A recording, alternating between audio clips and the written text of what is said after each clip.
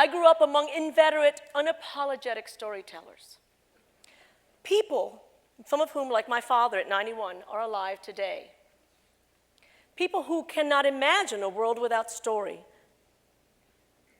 A century ago, if someone had posited the notion that storytelling would one day be obsolete, like some Darwinian limb that was left along the road of our evolutionary path, right? It would have been met with hilarity, disdain, mockery. I don't think such a notion would bring much laughter now. Why? As you heard, I work with children. Little, sticky, moist mammals. They love to touch you and pokey poke, poke, poke. Yeah, you can laugh, buddy. My dry cleaner adores me. And last spring, though, because I want to tell you this little story, I was at a school. I visit up to 160, 170 schools a year. These are my people. I love children because if they are undamaged, they are the best of what any of us will ever be. They are honest, they are feral. When they do not like a story, they say, I hate that story. And all you can do is say, I got another one. I hope it's better than the last one, lady, because... When they gathered some 100 children into this small library, the librarian introduced me as a children's author and that I was going to tell them a story. Some kid in the back, there's always the kid in the back. The only worst thing is that he's in the front. Says, I thought we were going to watch a movie. The kids began to mutter, to mumble among themselves. I said, I'm going to tell you a story. You know, long ago, as the mists rolled out of the ancient broadleaf forest, the creature looked out with yellow, hungry eyes. Loneliness had been his meal. Well, guess what? Were you there? You're not going to hear the rest of the story. Why are you laughing? I cheated you, didn't I? Yes. But let me tell you what happened at the end of that story, because I only have a few minutes. At the end of the story, same kid, of course, stands up before his teacher can get to him, because the teacher, by the way, has been trying to play whack-a-mole the entire time. Stands up and says, true story, tell it again. Why? Because this is the way they traffic in story. Because our children are not getting stories from carbon-based life forms as they once did. Rare is the family dinner where stories are told at the end of the day, right? Fewer still the exhausted parents, some working 1, 2, and 3 jobs, who can muster the stamina to tell bedtime stories. And far-flung the grandparents that once lived in multi-generational homes and were the source of wondrous, ridiculous, fantastical, exaggerated tales that were our birthright. It is not the absence of this art that I fear. It is not that one day we will not know how to tell a story.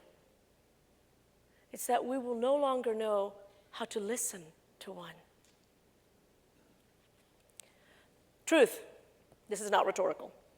How many of you have been listening to someone, a friend, not some cursory conversation in a cafe, a friend, a family member, an intimate, who was telling you most earnestly a story that they needed you to hear and you were only half listening? My hand would be up. Maybe you weren't even doing this. But even so, there was an entire part of your mind that was wandering, that was restless, that was searching for a place where you could insert your own story and then reference yourself. Ha, ha, ha, ha, ha, ha, ha. Stop your calls, we have a winner, sir. Correct. I have them all, the iPhone, the iBook, the iPad, I, me, selfie. You think that's what, accidental? I am as guilty as you. I am seduced by these sirens on the rocks. Every day, that's a lie. Every hour, that's a lie. Nearly every moment of our lives, we are assaulted by an influx of information. Texts, phones ringing, iPads, messages, alerts. And we have not evolved to the point where this is natural. There's a natural anxiety that occurs within us, yes? There is a mental restlessness. Let me tell you what a story does. A story will not accost you. You must come to it with hands like this. A story asks only that you stop, that you listen, that you are present.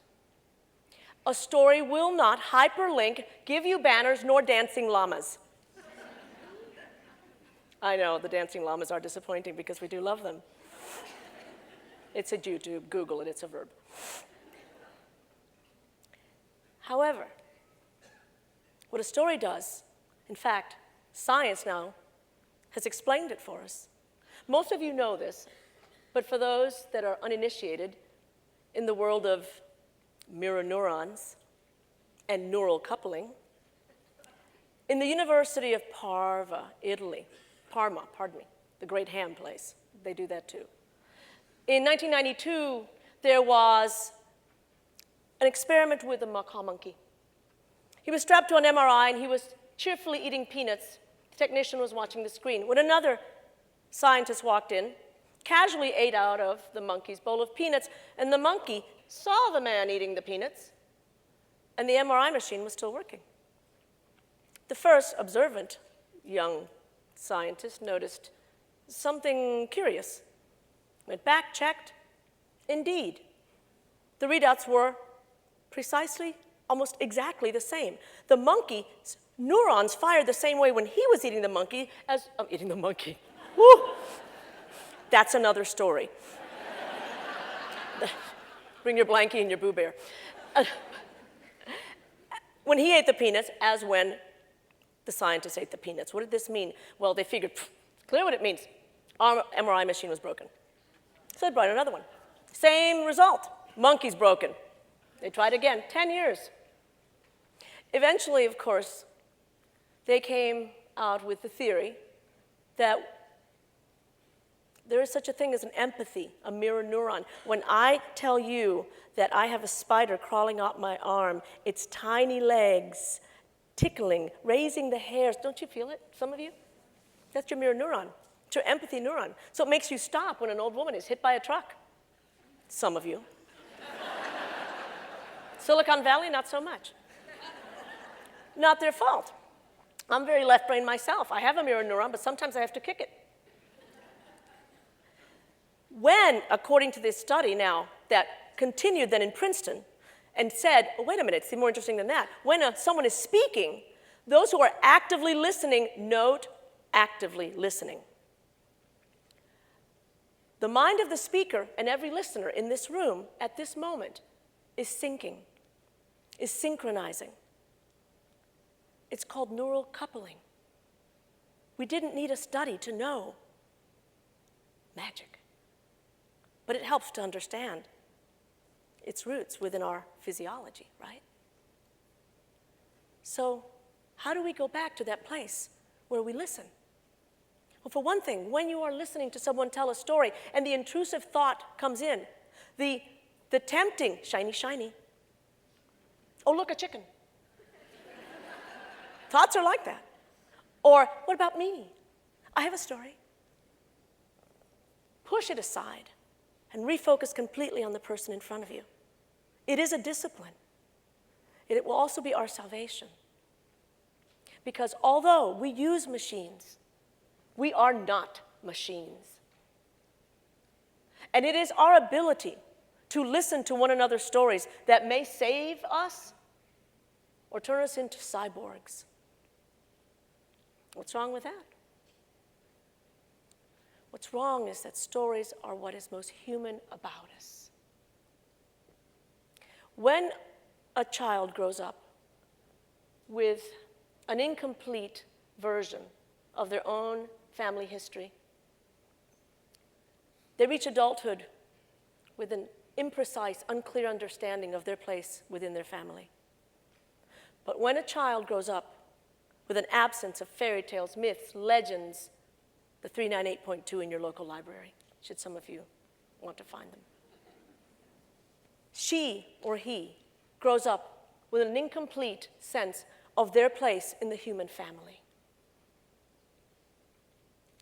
These ancient stories, found in the Indian Panchatantra, found in that old hunchback Greek, Aesop and his fables, found in the European stories of the Grimm brothers, in the Hasidic teaching tales.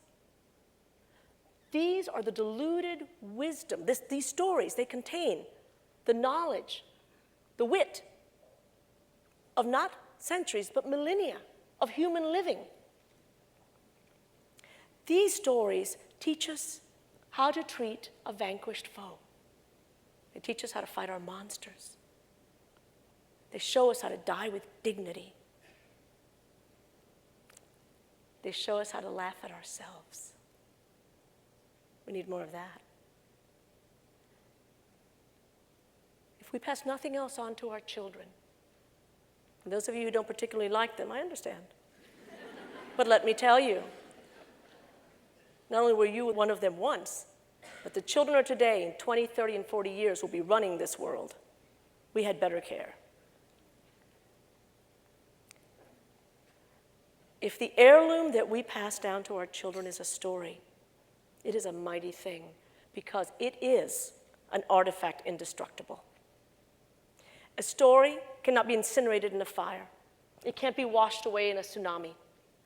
It can't be left behind in a revolution. A story